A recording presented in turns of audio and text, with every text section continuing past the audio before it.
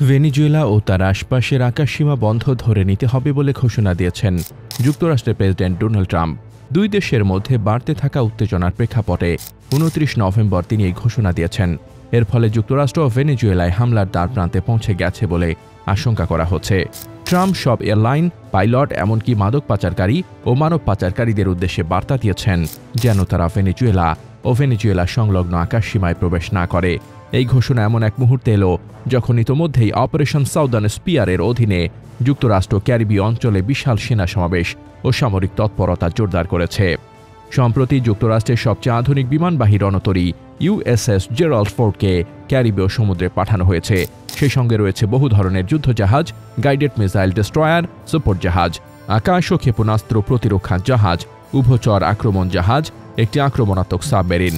এছাড়া ভেনেজুয়েলার পার্শ্ববর্তী দেশ পুয়ের্তো রিকোতে মোতায়েন করা হয়েছে 10টি F-35 যুদ্ধবিমান।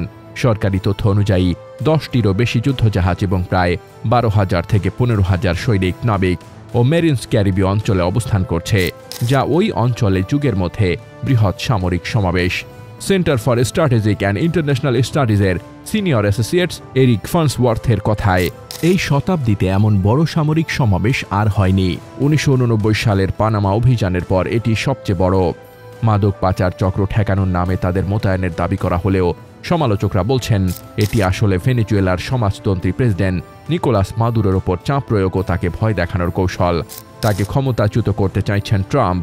সার্বিক প্রেক্ষাপটে ট্রাম্পের দিক থেকে ভেনেজুয়েলার এই আকাশসীমা বন্ধের ঘোষণা এবং সামরিক তৎপরতা বৃদ্ধির ফলে যুক্তরাষ্ট্র ভেনেজুয়েলার মধ্যে যে কোনো সময় সংঘর্ষ শুরু হবে বলে আশঙ্কা করা হচ্ছে।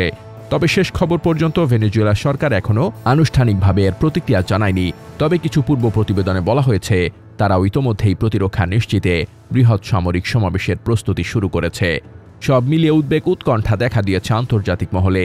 যদি বিষয়টি সামরিক সংঘাতের দিকে গড়ায় তাহলে শুধু ভেনেজুয়েলা নয়, পুরো ক্যারিবীয় ও ল্যাটিন আমেরিকার স্থিতিশীলতাই ভেঙে পড়তে পারে। News desk, দুতিয়াল।